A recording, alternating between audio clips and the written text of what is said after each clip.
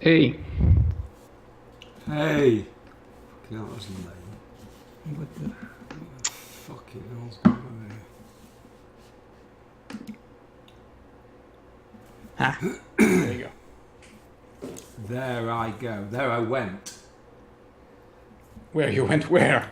No, you said there you go. I said no, there I went. I went there once. You can't see it, and I'm not showing it yet. I might have bits of salmon stuck in my teeth. It's good to see you, man. Let me just start. Hang on, let me start GarageBand. Yeah, I will fake it again. Because we wouldn't want to. I'm starting. Oh, hang on. Fuck. No, that's wrong. Hang on, I need to start a new one. File. Okay. Can I go? No, wait. Could not find layout audio general. So there we go. It is recording. Let me bring my microphone over here because you know what's going to happen if Anders has it recording. I would come out with some genius bit of wisdom, and it wouldn't be recorded for posterity. Can you come closer to the microphone? Can you come closer? Closer, it's going to be in my mouth. How much closer? Yeah, I know, but it's one of your fantasy. But please, no, it's okay. Yeah, but I don't need to be talking to you to do that. I really can't get any closer. I could turn the gain control. No, it's okay. It's strange because every time your sound is a little bit not as clear as mine. It's strange. Anyway. Oh, right. So your fucking sound's clearer than mine. Okay. Yeah. Okay, let me do it again. Very naturally. Take two. I'm so glad to see you, man. Yeah. I'm glad to see you too. It's exciting. I mean, I'm playing around with my gain control. Yeah, I know. Just because I can. Is that any better? Slightly better. How about that? Is that any better? No. Oh, that's fuck. okay. Fine. We'll do it. Okay. Yeah. Do you want to start again? No, no, please don't. I think it's the best bit for now.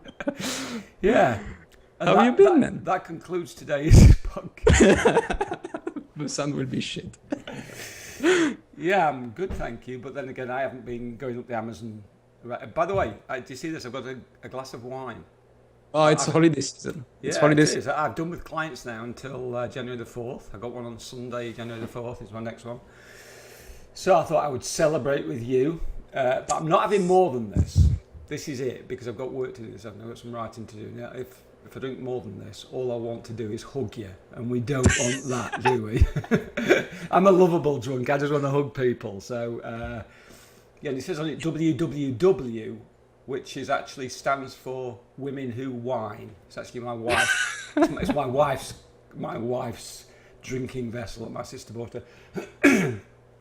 That's cool. So tell me about. Cheers. Tell me about Brazil. Yeah, cheers. Cheers. No, cheers. First, let's cheers and I see that you're different. There's a glow in you. I think it's the holiday season, but you're much more relaxed, I guess. No, it's the other 2 bottles of wine I had before this one. You drank before. That's it. Yeah, I've been drinking since 7 o'clock this morning. Yeah, solid. Yeah, I've been on a bender. I've lost the dogs. So I took the dogs out. I have no idea where they are now, but I'm sure they'll be fine. They'll be happy. They're wild. They can hunt skunk and armadillos and things like that. So. Well, no, it's good. It's good to hear you and to see you actually. And I was thinking of you. So I went to the Amazon. Well, to the Amazon. No, it's not the Amazon. For fuck's sake, you know. Oh really?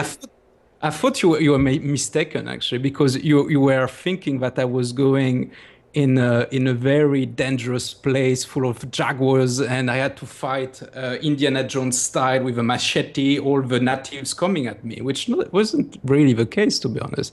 It's a very safe retreat center in Brazil, you know, in the jungle, but it's very safe, my friend. It's actually very luxurious. It's almost like a spa thing. And there was luxurious. We're just inventing a new word. Luxurious, which is similar to luxurious, but you know, it's just slightly different. But I think you've got me mixed up with somebody else. I never actually thought it was really dangerous because I know you're too big a wuss to do anything that was genuinely dangerous. Hacking your way through jaguars or jaguars or pumas. Jaguars, yeah. I can't see that somehow. Oh yeah, it's true. I'm a wimp. No, it's true. Yeah. No, but it was extremely interesting, and I sent you this email. You know, you sent this again. you say in French, bête noire. Oh, bet You know what? yeah, Bête noire, you know what? of course I do. Yeah, yeah, of course. So James Yeah, Altucher, our it's my bête bet noire. noir. Yeah, yeah. Bête noire. So so you sent me again another email about him to say, God's sake, come on. And I couldn't find anything sarcastic to say. I was in this very lovable, accepting, humble state of mind, and Yeah. that was the result of this experience that I had. So it was amazing, man. It was amazing. So let me tell you that I think both of me, or both of us, are suffering from the same thing. I think we have an ego problem. I've only got an ego problem when you're talking. No, you're just like, fucking Fine, talk. the rest of the time, yeah. I'm the star of this fucking show. Let me talk, for God's sake, shut up. You took 2 more minutes from my splendor. Yeah, and it's because I'm not on the header on the website. It's like, fuck, I'm not on the header, so I'm like the little sibling, do you know what I mean? It has to speak up and be louder and what have you because it's being ignored by the adults. So I feel a bit like that. Anyway, so we need to do something about that, actually. We need to draw you, and we need to change the cover, Anyway.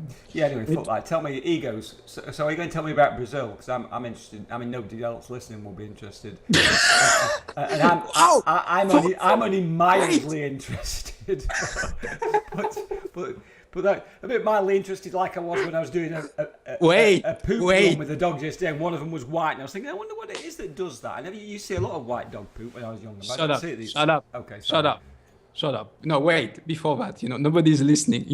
Michael. Michael sent his newsletter to 16,000 people or whatever he told us. Yeah. He had this reach of 16,000. Guess how many have listened to the show? Well, I don't think it's gone out yet because I'm on his newsletter list and I've not had it. No, it's out. Oh dear, I know, 6. 50. 50? That's not a bad click-through. You don't run your own newsletter, actually. That's not for something like a podcast as well.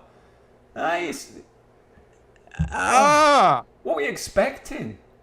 I think maybe, I don't know what I expected, to be honest. But I don't think that out of his 50, I don't think that one gone through the entire thing. Not only one, because you can see how many minutes stays on the thing. So we are safe. We are safe. Is it because we're fucking boring? I think we are boring. I think it could be. I think so. We're going to get to some point in March, and we're going to realise actually this is nothing to do with marketing or getting the word out there. It's because nobody's fucking interested in the blind thing that we say. Because we're extremely bad. Yeah, because we're not at all funny or interesting and interesting. Oh, go on. Hang on in there. So the Amazon. Do you want to hear about the story? I feel like I ought to because you mentioned ego. I don't give a fuck. But you mentioned egos. I thought I better ask now, otherwise I'm going to look like because at the end of the day I haven't been up the Amazon or to Brazil, even if it wasn't the Amazon. No, it's the Brazil. It's the south part, actually. It's on the coast, Atlantic coast of Brazil. So you see, you're already boring me. I mean, I know, but fuck, I'm trying to put some perspective where it is, what it was. By the way, I recorded the most boring thing. I recorded an audio journal, an audio diary about my experience. That was the most pretentious things that you can do. I did that. Yeah. But anyway, so at some point, I even, we had So I went to this retreat, okay? And it's ayahuasca. And you know what ayahuasca is? It's drug. It's DMT. It's one of the most powerful drugs that you have on earth. It's the most powerful one. And people that I don't know. My mate Bob can get some fairly strong drugs. I bet you see your ego thing. I bet I can beat your drug because I'm done stronger than you. No, I was actually ripping off Ali G there. That was a paraphrase from Ali G when a couple was talking. He said, "This is normally would go for £20 for that amount on the street." And Ali G goes, "You're getting ripped off. Me mate Dave could get it for way cheaper than that, man." Anyway, go on, carry on. Yeah, you carry on with your story. Drug thing. Yeah. So people that go there, it's not really to get high, really. It's Of seen course as it a, isn't. as Of course it isn't. Yeah. of course it isn't, you know. It's just like Ram Dass when they were taking all those mushrooms at Harvard. It wasn't to get high; it was to touch God. Yeah, I know. Well, not really, but it's really it's you as a healing process, because if it's not recreational, because what you get is really bad trips, really. That's what you get. Is most of the time is you see it's extremely difficult visions, right? So you have two way of seeing it. So you have the very esoteric way, Yes. Yeah. esoteric way to see it, where you see spirits that comes to down to see you and heal you. Okay, that's the esoteric way. Or you have a very more scientific way, which is basically the drug open your subconscious and suddenly you see everything that you refrain to see, you can see it. And that's the most. So you choose whatever works best with you. So guess what I've chosen? I've chosen a little bit the scientific one approach. And the truth is, though, it works. Whatever way you see things happening, it works very much, because I've entered this retreat anxious, full of fear, pretentious. I'm still pretentious, arrogant, and I don't know how much the effect will last after that. But I go back out of this very humbled. This is the word. If there's one word after this, is I'm just fuck. It seems like I've been kicked in the ass for so long, and you just see all your behaviors, your actions, and you're just like, oh fuck, I'm really a dick. I'm really a dick. And you see that happening with this vision. So it's some says it's a therapy on steroid. You do the effects last for 7 hours. And some compares this as a 7-year therapy. It's 7 hours equals 7 years or something like that. And it feels like it. It really feels like it is very powerful, very strong. Anyway, so bottom line is I cannot recommend it enough. Even I suddenly do the apology. How do you say that? Apology? No, of drugs, or I'm just condone. You don't condone. I don't condone. I'm a strong supporter right now. Do drugs. Yeah. I believe in the power of drugs. But it was extremely interesting. And I thought of you at some point, actually, because it was the very first day. And the very first day we were talking about ayahuasca and the effect that it can have. And suddenly one guy who was there helping is a facilitator, and he has done tons and tons of ceremony. He has done, I don't know how many ayahuasca ceremony before. So he's an old timer there. And he said, yeah, and ayahuasca can heal you as well, physically. For instance, I had a ringworm, a worm inside your body, a worm. What, okay. You did, or he said he did? No, he said. Okay, so okay. The old timer said, okay, ayahuasca can heal you. This plant can heal you also physically and get you better. It's not only the mind, it's also the body.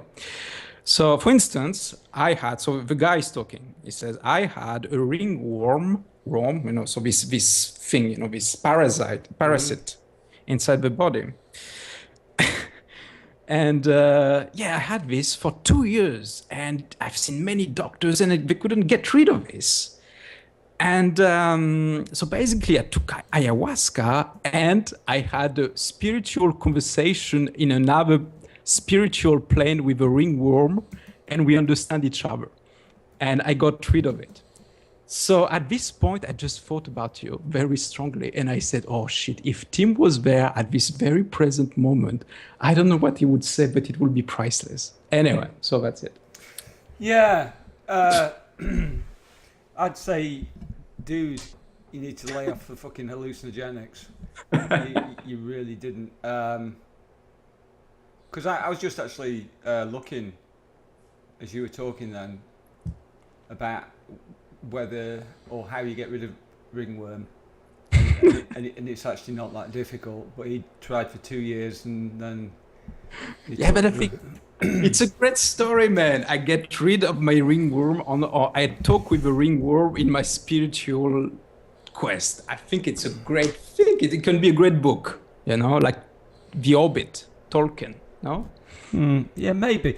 I've only ever taken hallucinogenics about 4 or 5 times in my entire life, and the last time was probably 25 years ago. But my experience of hallucinogenics was at a rave in England when I was in my mid-20s. I was with my nephew, and he brought some acid, and we took some acid, and it started raining at this outside party, so we thought we'd go home, and I got in the car and I went to pull off, and suddenly he screamed at me, "Watch out for the chickens!" And I'm like, "What the fuck? What?" And there was a paper bag sort of blowing across in front of us, or a plastic bag or whatever, and then we got onto the M1, which is the main arterial road in the UK that goes from, well, anybody that doesn't listen, goes from London up to Leeds and beyond now, and we're going up there, and so it's like about 3 o'clock in the morning, and suddenly this a Fiat Panda. So anybody that doesn't know what a Fiat Panda is, it's just like basically think of a Cinquecento or something like that, or the smallest car came flying past me, and I looked at Matt, and he looked at me, and I looked down and I was still in first gear, doing like 10 mile an hour on the motorway. Now, that's quite a funny story, and especially when we then got to some traffic lights later on, and I thought they'd exploded, and I'm sat there thinking, Matt, the fucking traffic lights just exploded. It's actually, it is a funny story, but it's not something I'm proud of. When I used to take ecstasy and mainly ecstasy, some speed as well, not methamphetamine. I never had meth. I'm not particularly proud of it, but it was kind of like a rites of passage. And I think, with stuff like this, so I was talking about, mentioned Ram Dass and Timothy Leary, and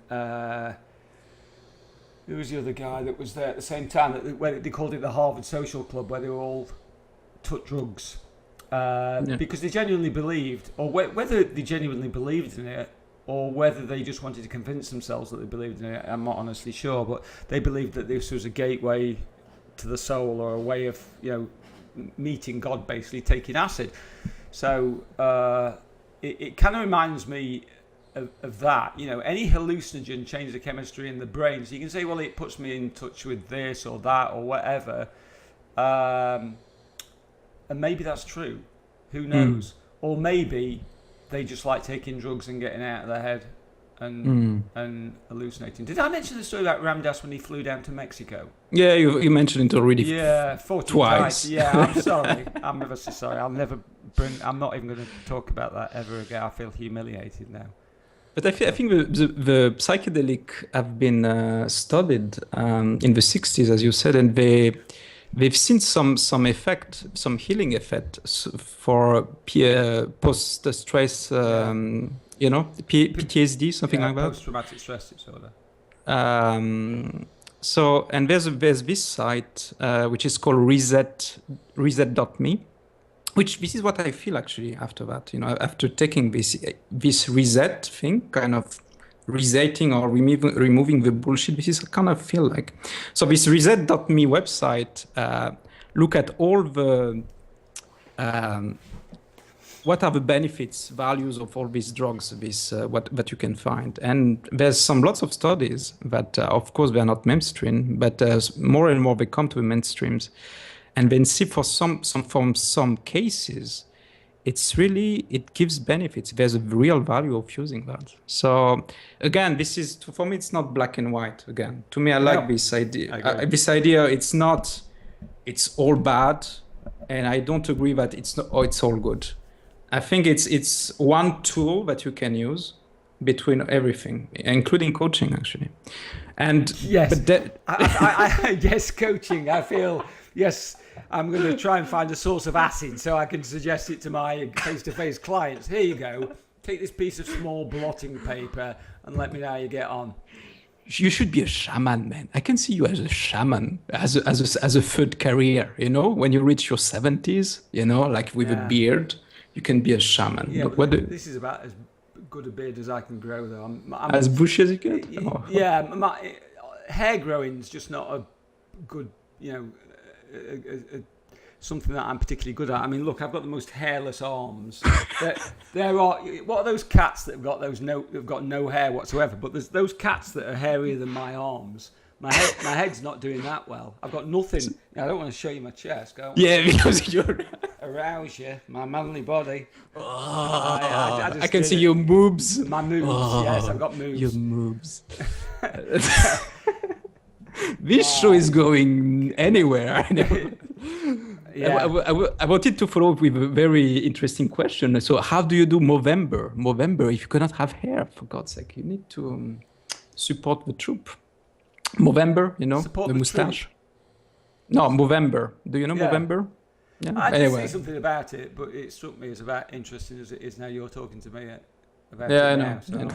So, what happened to you during my absence? What did you do? You, from your side of things, while I was getting high. Sadly, I wasn't getting high.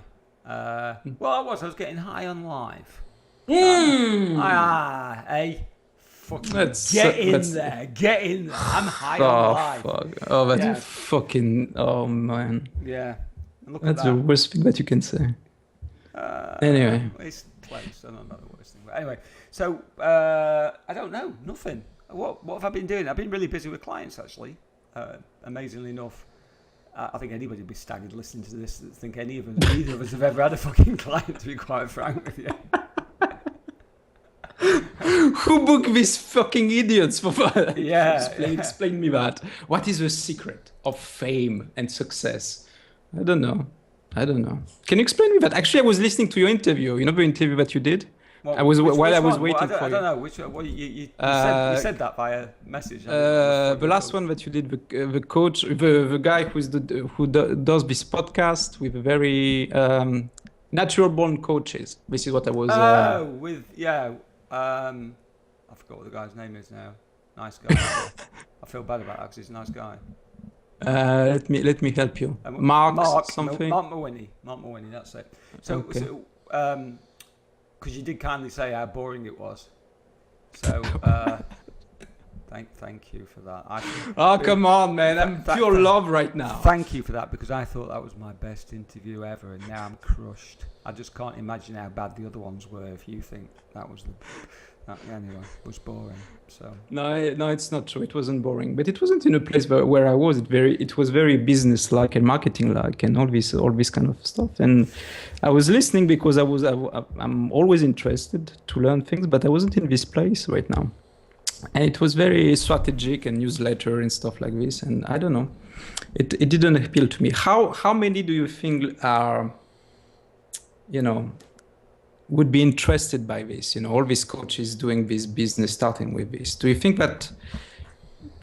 I don't know where I'm going with these questions, but no, anyway, but I don't know. Neither do I. But in terms of interviews, I don't know. It's interesting because I almost never turn an interview down, just because you never know what's going to come from it. You usually get an internal link. Well, you fucking like, and I've got a massive ego. Yes, okay, I'll just get that in now. Yes, I've got a huge ego and I like to listen to myself talk. So no, not because of that. Because you said you never turned down an interview, and I said, in my head, I said, I know. You didn't turn me down. Yes. That one interview. No, I usually probably do like one every couple of weeks or something, like for a podcast or just a written interview for a blog or whatever. And I've got some good clients actually from people that have read interviews. So they actually don't interest me. So they can't, I never ever listen to my interviews back. I never. I've done TV 6 or 7 times. Actually, that's not true. I've never, since I moved to this country, my wife did humiliate me. I'm not going to, so basically it's my stag do. So I'm away with a bunch of lads in this farmhouse that we've hired. And she's back in Matlock. There's more of my male friends on her fucking hen night than there are on my stag do. That's probably a slight exaggeration, but And we lived together at the time, and I'd done 4 or 5 TV quiz programs. And what they thought was hysterical at 3 o'clock in the morning was to put this video on of me on TV, because there's one where I completely fuck it up. It'd take too long to explain now. And then call me and mock me down the phone at 3 o'clock in the morning. So, Yeah, I don't turn interviews down. That was it. I think.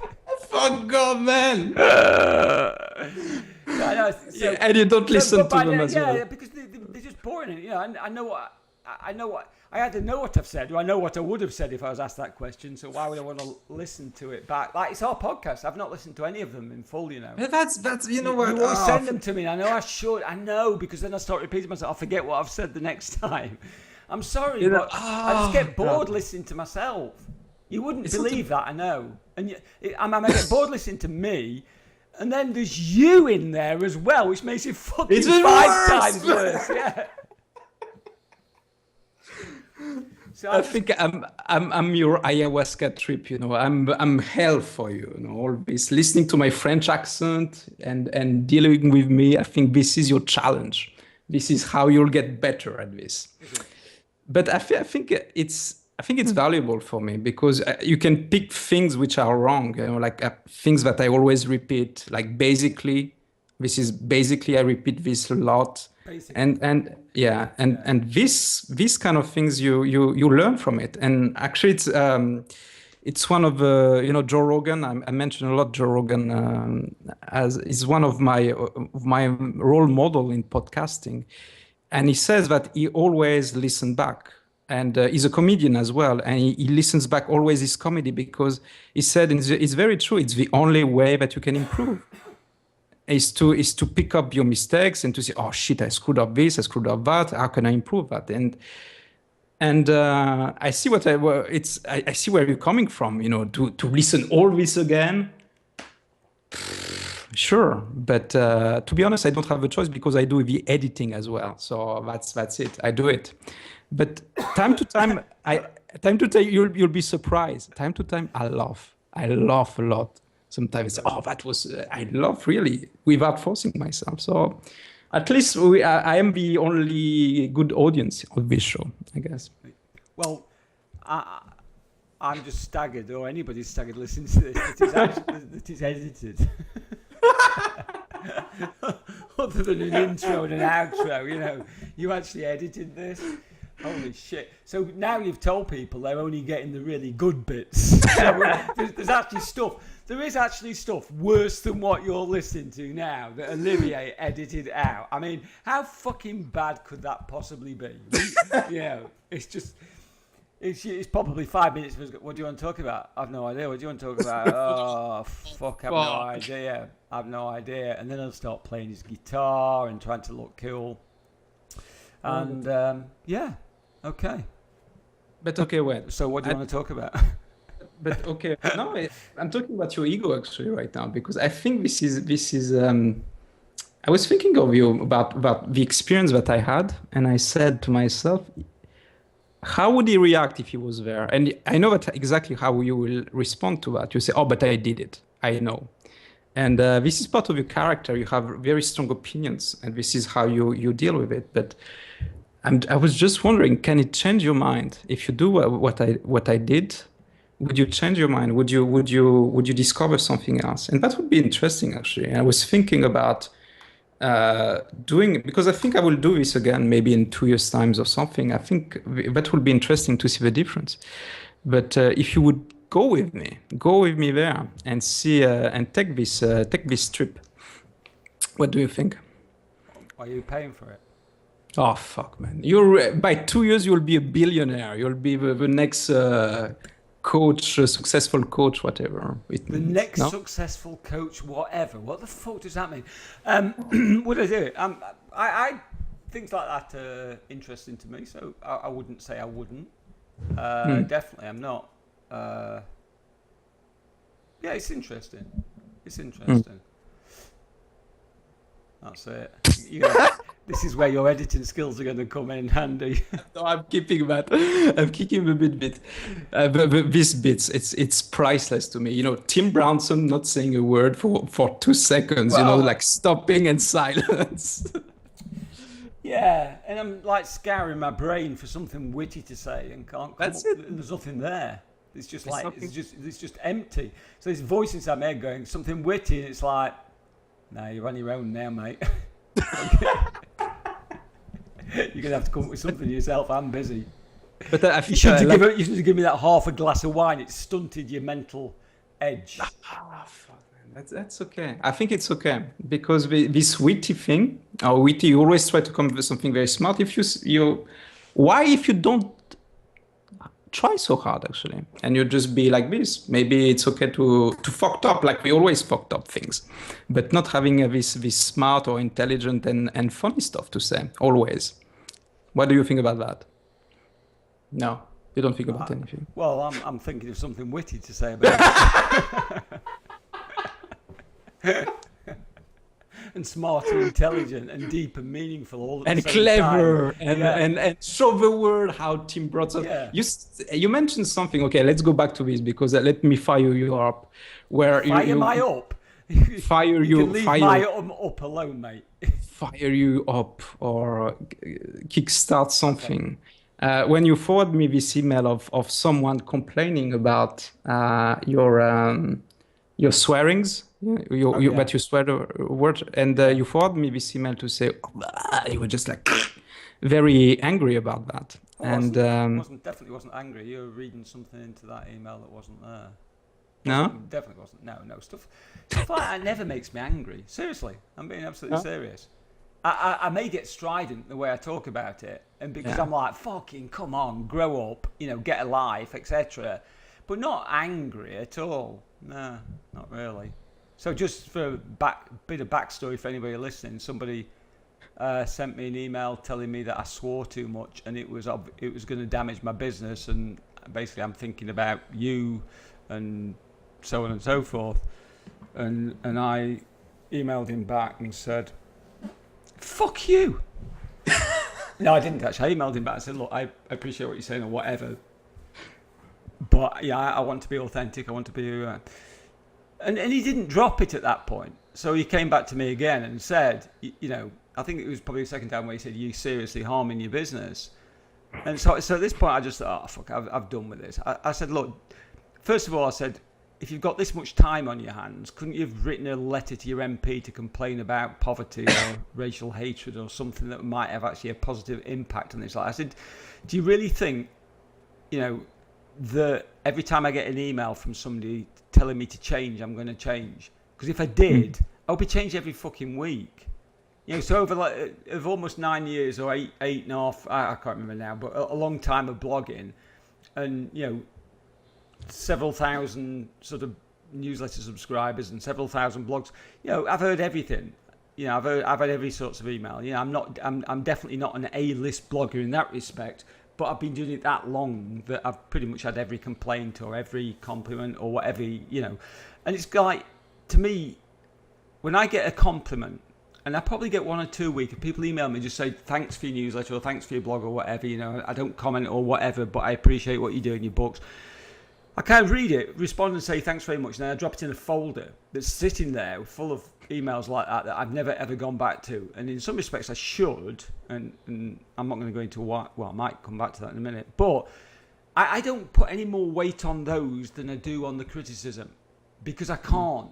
Because if you take the compliments as being meaningful, and as being, well, I need to be doing more of that because that person enjoyed that, then you've got to take the criticism as being equally meaningful, and as, oh, I shouldn't be doing that because that person didn't like that. Because at the end of the day, the representation is so small.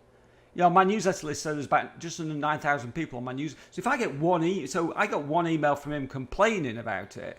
But for most newsletters, I'll get a dozen or so people saying, oh, this was a good article, thanks, it meant so. So who do I listen to?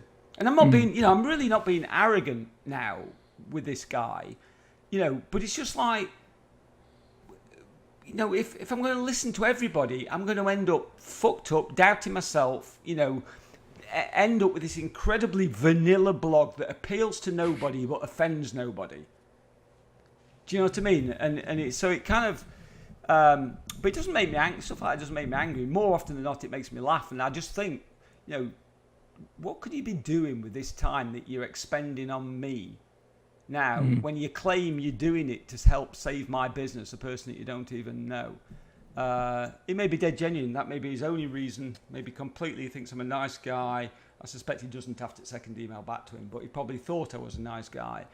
And it's just like, but I I get 250 emails a day. I really don't want to be dealing with shit like this. But I also don't like ignoring it. Do you know what I mean? So if anybody's good enough to read it, I respond to pretty much every email that starts with my name. If it starts hi, fuck it, you're probably never going to hear from me again, you know.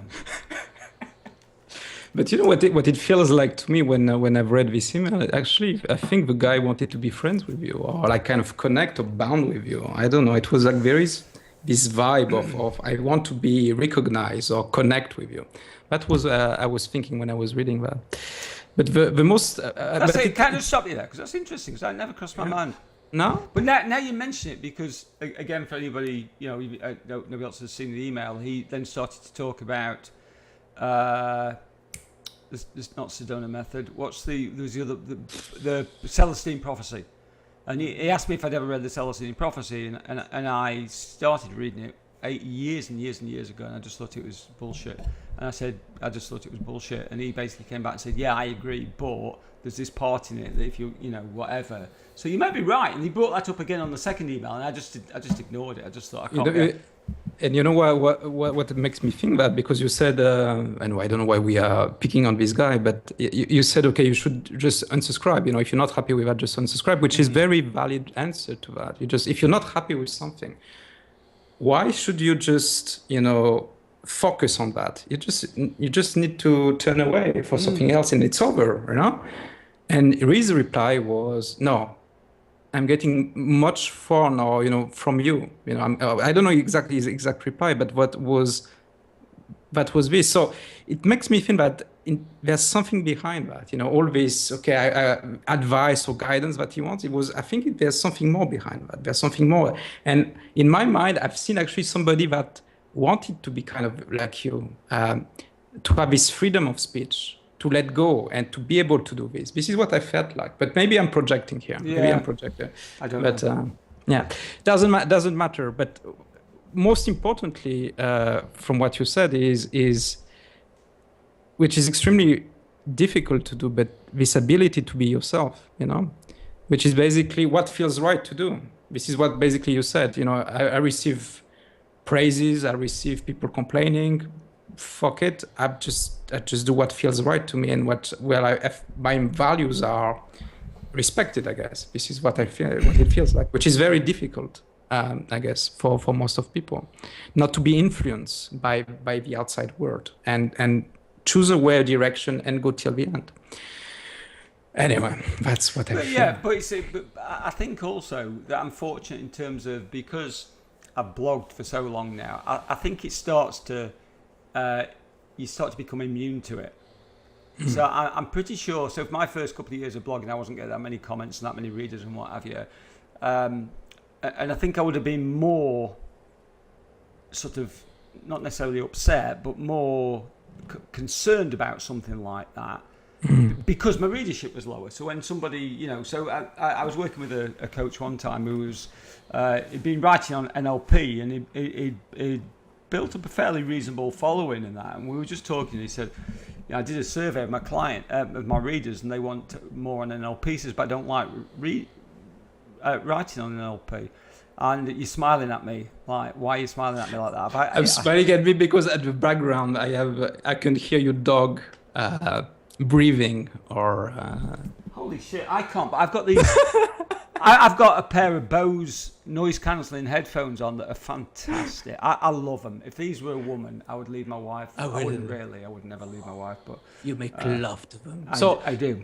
So anyway, but basically, he said, I don't want to write an NLP. I said, well, don't fucking write an NLP then. He said, yeah, but that's what people want. I said, how many subscribers you got? And he said, I think he got. Actually, it's my fan eater. I'll just pull one. Oh no, it is the dog. You can hear it. It is the dog. I could hear. So if there is one listener, it is the dog behind him. You're right. There's a Doberman fast asleep behind me, and two more in the other room. So anyway, I said, how many readers you got? He said 200. I said, look, you can try and appeal to those people and appease them and keep them. I said, first of all, with any blog, people come and they like your stuff and they'll stick around for a while and then they'll disappear for reasons or reasons unknown. Sometimes they just get bored, they've heard your message, they've moved on to another blog or whatever. I said, what you've got to do is write what you want to write and then find the people who want to listen to it. It's like what we're doing now. this is going to appeal to about 1 in 1.9 billion people. But when we get that 1 in 1.9 billion people, they're going to fucking love us, But seriously, and it will take us 5 years. Yeah, we'll never let go. Yeah, we'll lose all our life savings. Our family will have deserted us, but we will have found those 6 people on the planet that think this is amusing and worth listening to and get some value out of it. But it's the same sort of thing, If you just said to me, "Do you want to do a podcast?" Yeah, you can't swear. I'd be like, sometimes I find it an effort for going 20 minutes with an interview and not swearing. So, like you did with a guy. You didn't swear at once. No, I don't. Do you know what? It is a thing. I never ever swear with clients unless they swear first. Oh. How I am on my blog and that is not saying I'm not going to pick up a first call to. And at this moment, he's fucking upside down, you idiot. He's showing me. I know. I don't know. I know, but it's a little bit like most people fly. Do you know the Union flag? You know the cross at the Union Jack. But there's actually, it's not actually symmetrical. Most people think it's symmetrical, but the actual, if you ever look at it closely, don't fucking look like that, my garlic guzzling friend, just because you've got the most boring flag in the fucking world and there's about another 97 countries with the exact same flag. It's like, we'll have some blue for the sea and we'll have some white for the purity of my heart. Snow, or the cocaine that is snorted in Marseille, and then we'll have red one for the blood we've killed. With red, it's blue, white, and red. What are you talking about? We'll have red for wine. No, not for wine. No, to celebrate all the lives we've slaughtered when we conquered North Africa. So something like that. But the British flag can only be hung one way. The white stripe at the top is actually broader than at the bottom. You can't tell. But if you hang it upside down, it's a sign of distress. It's like a secret code, secret squirrel. So if you're a Briton and you have a Union Jack and you're into, so maybe so here's the scenario. So maybe now we get house napped or there's a home invasion and the people have got us banked, they've got us locked up and they've got guns on us. I say, look, it's actually St. George's Day today. I'm not going to tell you, but can I go and put my Union Jack flag up? Can I go and raise the flag? And they'd be decent people. They'd say, of course, if it's it's a bit like 4th of July. So I'd go and put the Union Jack up and I'd hoist it, but I'd do it upside down. So then people would realise, he's in distress. Except no fucker even in England knows that if you're there's an upside down for Union Jacks. It's so subtle you can't even. I have seen it in so many places where in town halls and things where I'm like, the fucking Union Jack's upside down. Do you not know you're in a flat? And I'm not really a patriotic. I used to be. I used to be massively patriotic. I'm not anymore. But you were patriotic. Oh yeah, very patriotic. Yeah. Okay. That's fine. You're back again with your stories and stuff and passion. That's cool. That's very good. Yeah. But I was agitating my upside down ICF shitty pin over here because when you say I don't swear with my clients, and it reminds me one thing with that, which is to set how do you call that? Already forgotten. But before. But you say, okay, how it will work better? What will be, the best way that we can work together, right? And I think I mentioned it once, I believe. I mentioned that I swear. Is it something that something that you can see that is but won't work with you? And no, and we went off. So I didn't. It's something that I felt, but has to be said for the coaching. And it kind of works, so I don't know. I've never mentioned it, but then again, the difference is, if a client's come to me through my blog or my newsletter, then I know that they know I already swear. If you've come to, but again, I just, it is how I naturally talk. But I really have no problem whatsoever flicking modes into coaching mode where I don't swear. I don't suddenly find myself having to stop myself thinking, oh, I wanted to say fuck. And it's just a natural process. But then if a client swears, then I'll, flip back in. So I don't know what that is. I don't know whether that's just professional. No, I don't necessarily think professional. But yeah, you're probably right now because I don't. You feel like you've got to ask people because you can't hold yourself back. No, I don't know. I don't know what the fuck it is. Who cares? Who cares? Who cares? Who cares I've about ended up down this cul-de-sac. Or cul-de-sac. Doesn't that mean bottom of the bag in French? Cul de sac. Yeah. So in England, it's a road with no end. Yeah. Well, no end. How do you have a fucking road with no end? Is there a song like this? No, we are on the road to nowhere. Okay. Talking the heads. Q. We are on the road to nowhere. So the Q is also the ass of the bottom. So you have the Q of the bouteille. I thought you were pointing to your empty wine glass because you wanted to no, pour so you could go get some more wine. Yeah, but it's empty. That's true. It's empty. Yeah, let's do that. Let's do French lessons. I'm sure it will passionate our audience. Écoutez and répétez. Répétez après moi. La bibliothèque. Yeah. Fuck. Anyway, I know some French. Petit pois. Yeah. And café. Niche. By the way, I never explained what a niche is. I never explained it. Never. And you told me when we had John Strelick, you told me, no, is it John? Yeah, John. You said, no, you explain it. No, I never explained what a niche is. A niche is the dog's house. That's it. The dog's house. Is that what it means in French? Yeah. But all Americans call it niche, and I always have to pronounce them. I said, give the French. The French haven't got much going for them, but let's at least pronounce their language correctly. The niche. I was reading some research actually this week about national stereotypes. Oh. And I even blogged about it, and because there's been a fair bit of research into it, basically there aren't any. So the example in the report, which of course I had to replicate, was the French being arrogant. There is, and then I had to add the Germans being organised and the British having stiffer upper lips, and the Scottish being mean. And hang on, I'm on one, aren't I, to offend everybody. If you're from any other country, well, any country now, it doesn't really fucking matter. You're about to be offended, and Americans to be insular. Oh, God no. And Mexicans to wear hats. Stop there. Hats with wide sombreros. And to eat guacamole. Yeah, and make great burritos. I don't Mexican. That is fantastic. Where are we going? We're going nowhere. I love Mexican food. I love food, actually. I don't know. Where are we going? I have no idea. This is one of the bits you're going to be editing out again. No, I don't. I love that, actually. I love this kind of, we don't know anything. By the way, this actress of yours that contacted you, did she contacted you again? Yes, I have spoken to her. So for anybody listening, her name is Monica, and she's done a series called Get a Life Coach. And I've seen the trailer for it, and it's very funny. And we are going to have her on the show. She definitely wants to do the show.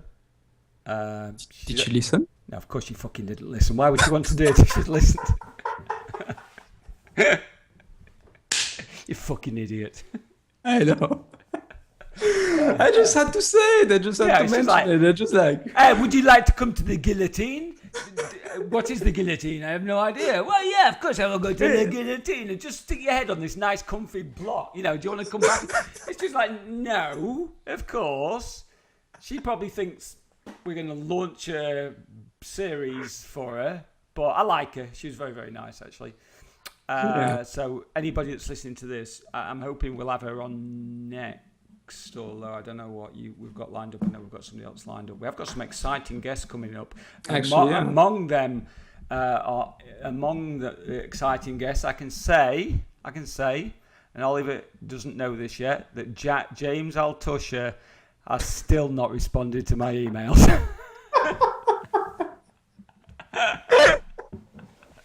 So he probably won't be a guest. But We should have a James Altucher meter or whatever. Where is he? yeah, Accepted or not? how close are we to? How close are we to when get they used to have like the nuclear clock, and it was at like 5 to 12 because we were close. How close are we to interviewing James Altucher? It's about 2:05 in the afternoon, to be quite honest. Yeah, it's got New Year's Eve. But it was interesting.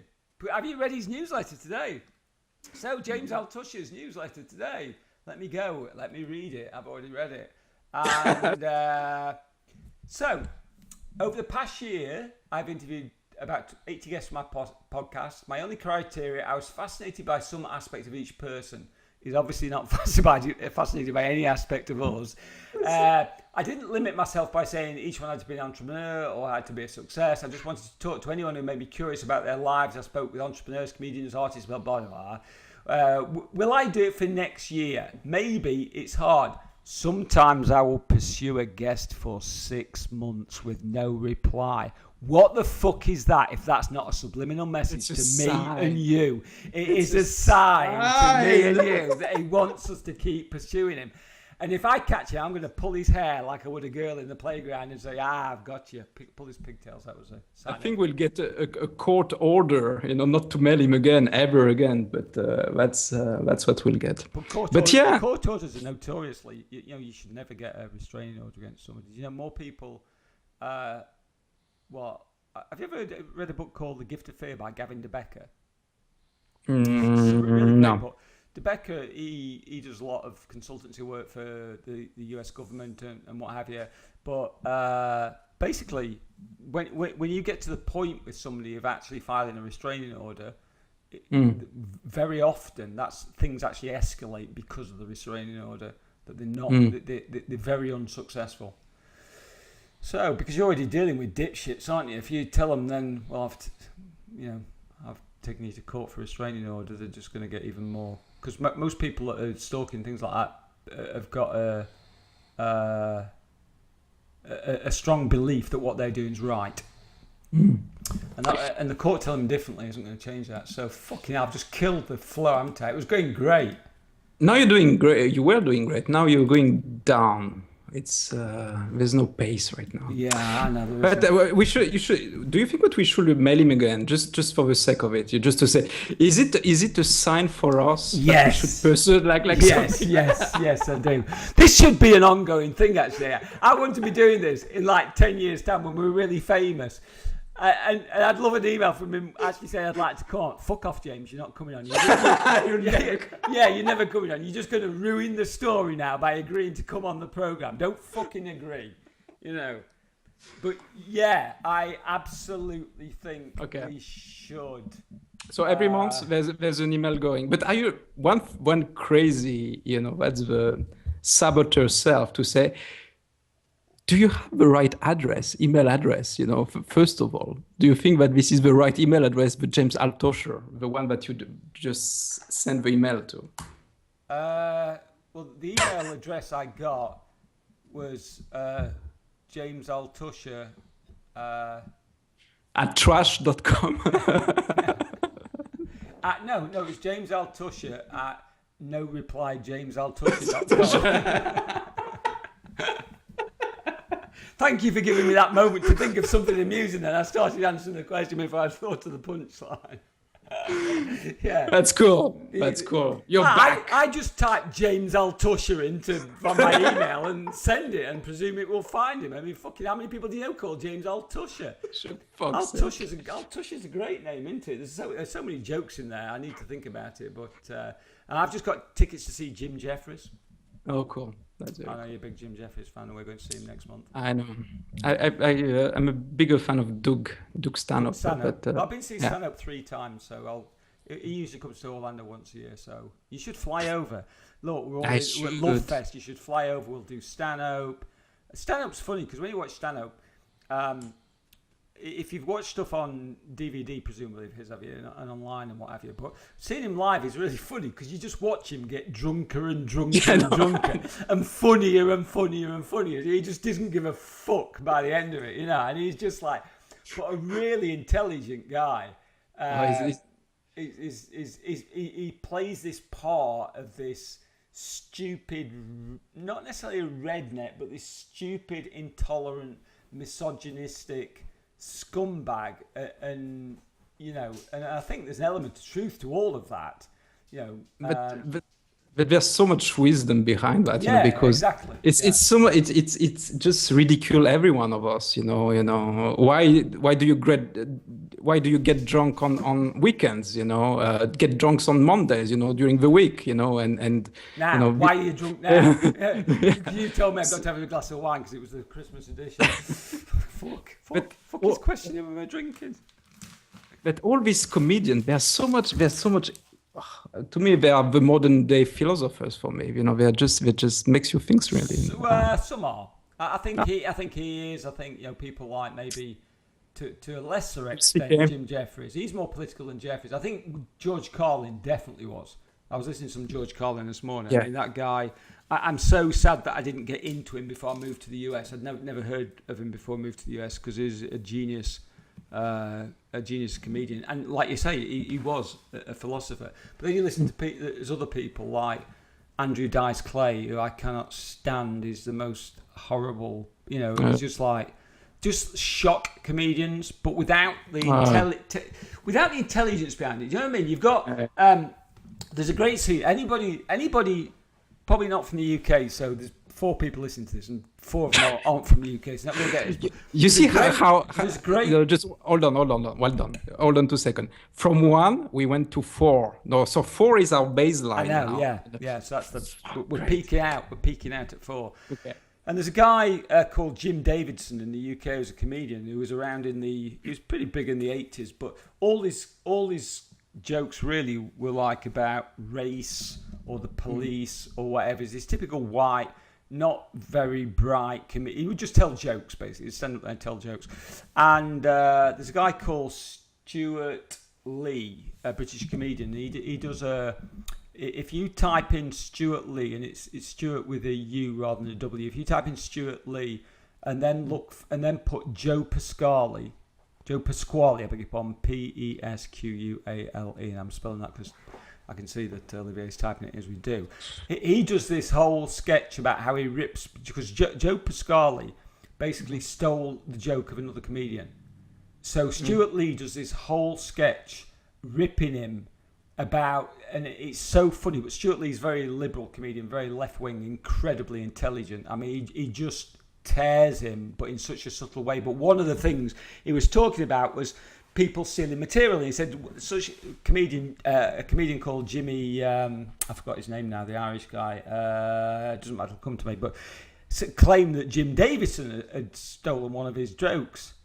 And he said, which is wrong. He said, but then again, if Jim Davidson can steal one of your jokes, you might want to rethink the joke. And then he comes in with a line, which is a brilliant line, which if you don't know Jim Davidson, you don't know, none of this is going to make sense to anybody. But he said, let's face it, Jim Davidson is not a comedian that's ever going to be troubled by the duality of meaning. You have to watch That's it. good. It's better if you know what the fuck I'm talking about. You've got your fake smile on now. It's like, now I am. And next thing, I don't normally have to edit this. I have to support you. I have to say, okay, shit, what is he talking about? It has been 5 minutes now. Yes. Okay, the 4 listeners is to 2. Actually, we have a very interesting guest that will come. This professor, Guy Macpherson. Do you know that? Do you remember? Yes, of course I do. Yeah, he has no idea what's in store for him, has he? That's cool. And the guy obviously hasn't listened to us as well because he has immediately accepted. But this guy is very interesting. He tend to believe, according to all the data for climate change that we're having, that will be fucked by 2030, 2040, meaning wiped out because of all the changes that we have. And so it will be very, very, very doom and gloom podcast. But it's not so much what he says about the. Yeah, I know you're sleeping right now. Doo, doo, doo. No, I was writing. I mean, You're very similar. Yeah. yeah, you're sleeping and writing is the same for you. Yeah. But what is very interesting is what he says. Okay, so okay, what do we do now? Okay, we know that well, according to him, you have to share his opinion or not. But according to him, okay, what do you do? And he comes with this very this um,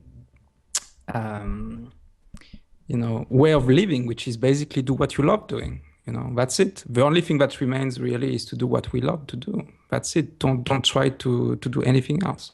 And I would be very, I'm so glad that he accepted it because he's a very, very interesting guy. Very interesting. Anyway, that's it for the guest list. You fucking just killed everything, didn't you? I killed everything. We did 1 hour of nothing, which is cool. Is it 1 hour? Yeah, we've gone over the hour again, as we normally do, because we're having so much fun. And something like that. Anyway, yeah, so he's going to be on, fantastic, and we're going to have the woman who did the... I'm sorry, I got sidetracked somewhat then, trying to check my... I really shouldn't check my emails at the same time as I'm talking to you.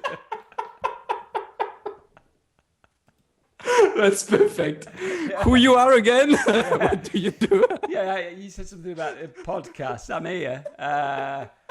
No, I just noticed I got somebody a client inquiring. I thought this is way more fucking important than you. Okay, for fuck's sake, you're telling me right now that you're exchanging me for money. If you had the choice of me or money, you will just get rid of me like that. How much are we talking? Let's put a number. Let's put a number. You know what I mean? That's it. You have $5. No, not at all, buddy. I'd stick by you through thick and thin. $15. Fuck you, Frenchy boy. So I think. So let's wrap this up. Yeah. I mean, this probably isn't going to be up before Christmas. It will be after. Yeah, it'll be after Christmas because you're a lazy fucking French twat. Sorry. That wasn't very nice, was it? I'm offended. I was all love and gentleness. Good. Now, good. Then I've helped you out because if that's offended that easy, it means it didn't fucking work. True. No, and I don't feel offended still. You know what? It works. Ayahuasca works. Yes, that's good take. And I'll tell you what, that crack works really well. It's very Moorish though, so be careful when you have it. Or so I'm told. I can actually honestly say I've never had crack. So no, I've never had anything. I've never had. I've taken quite a lot of drugs in my time. I've never had crack. I've never had heroin. I've never had ayahuasca or whatever you've just called it. Ayahuasca. Yeah, that's the stuff. But this is different, I guess. To me, it's different. But anyway, and I don't want to go down that road anymore. Don't Although I would like to do that retreat. So, happy Christmas, mate. Happy Christmas. Even though neither of us are religious people, why are we saying Happy Christmas? We should be saying have a nice day or two off. I will get a nice meal and everything, and then I will read Sartre, and then kill myself because Jean-Paul Sartre about the. So there's no you don't pronounce the R then. It's not Sartre. I thought it was Sartre. Sartre. Jean-Paul Sartre. Anyway, man, I will teach you. And then will you be playing like Edith Piaf and Maurice Chevalier and Ben Gillies? Yeah, because I love the 60s and the 50s. That's my time. This is exactly my time. Little Bird. So. You should. I don't think Edith Piaf. She is more like the 40s and 50s. No, 40s, but 50s. No, 50s as well. Little Bird. Wasn't that what she was known as? That was her nickname, I think, wasn't it? Yeah, absolutely. And Maurice Chevalier's nickname was Little Pervert when he's thinking, thank heavens for little girls. Can you imagine bringing out a song now, thank heavens for little girls? I was listening to this comedian one day, the other day, and this is great. I can't think of who it was now, but it just made me laugh so much. He said it's all right complimenting people, like, as long as you're not too specific. So it's okay to say, I love young kids. But it's not okay to say, I love 9-year-old kids.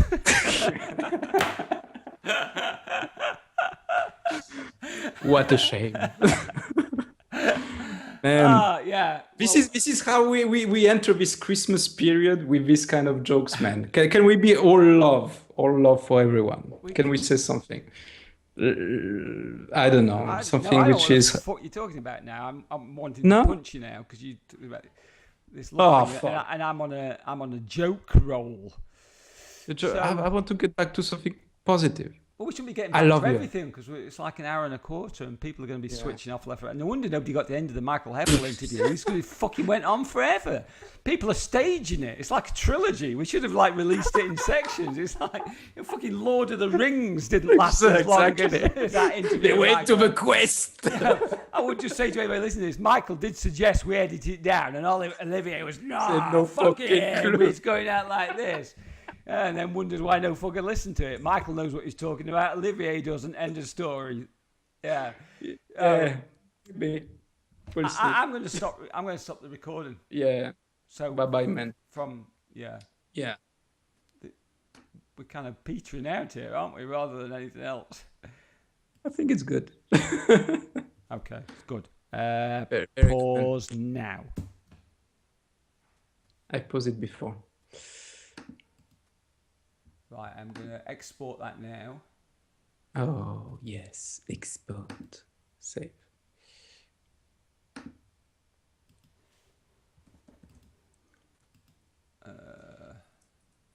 And seriously, man, you know this retreat thing. We need to do something about it. We need to go together.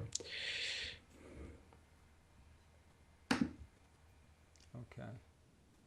So I will call this. What do I call it? File name.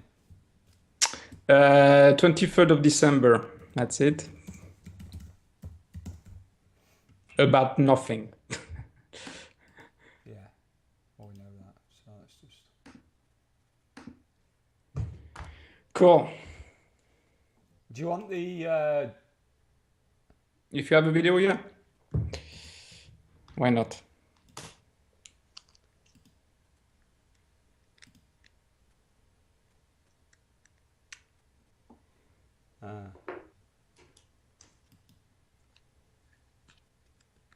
That can't be right. Hang on.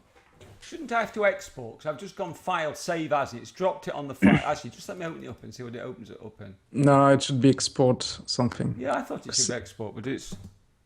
Or share. If you do GarageBand, it should be shared. Is it share? No, Yeah. neither are there. So it's save, No? save as, which I just did. So maybe I've got to open it. Oh, share. Yeah. Hang on. It's all right. It's okay. Forget it. Ignore that. You have it. You have it.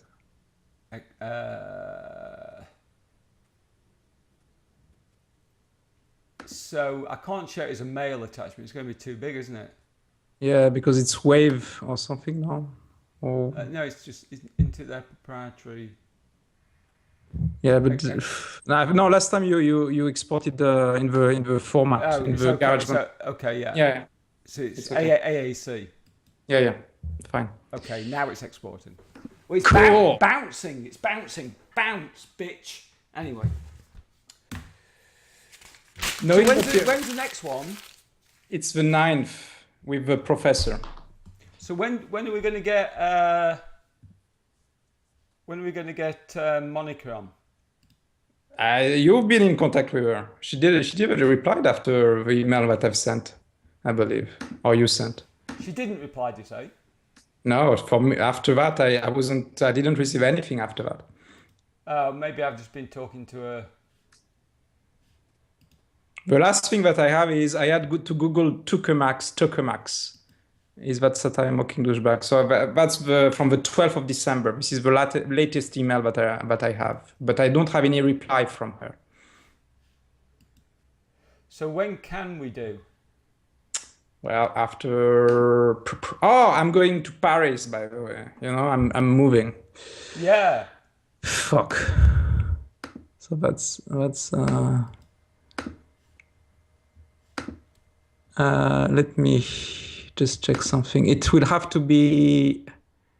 Can we do the 27th? Sorry, the 27th of. No, sorry. One sec. Can we do? Oh fuck. Can we do the 16th maybe? A week after the professor. Do you think? I'm just looking. Hang on. Yeah, I can do that. 16th. Okay. And that times with she's sending me the, because I asked her for a review version because we've only seen the trailer. But you know what really bothers me, Tim, with this? I will be honest with you.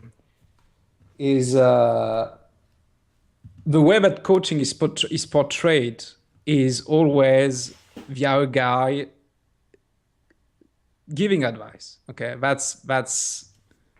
it is always portrayed like this, always, right? Mm-hmm. Giving advices, and even though you give advice yourself, but I don't think this is what you do. You do always, and most of what you do is questioning.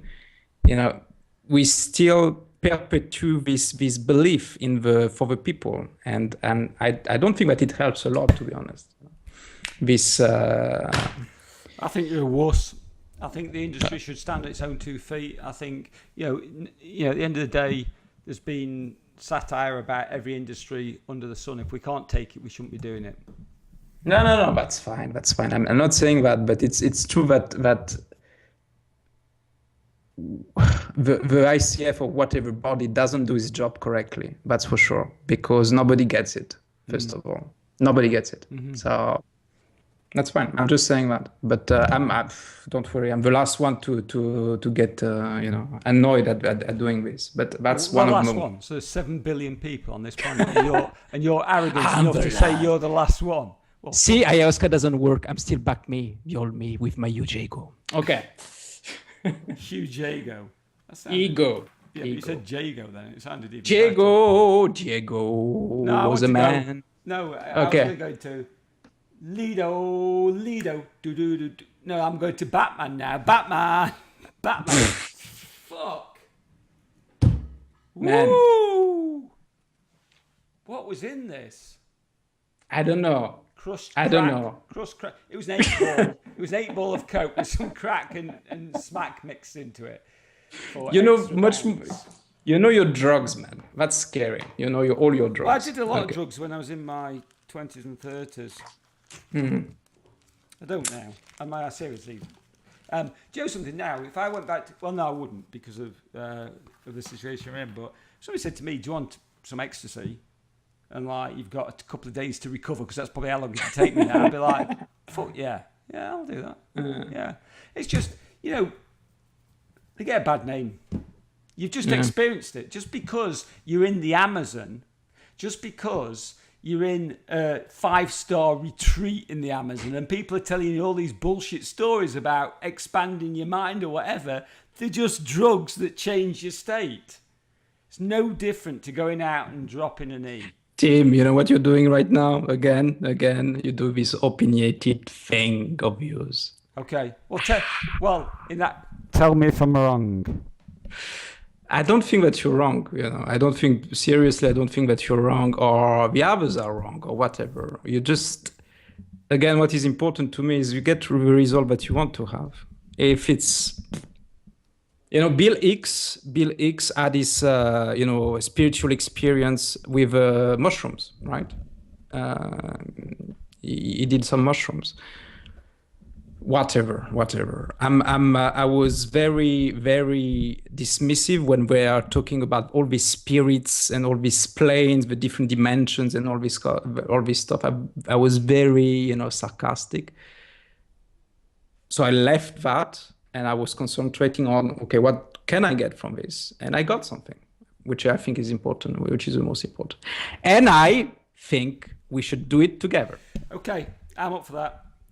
Okay. But on that bombshell, I am unplugging my thing, so now you're on my external.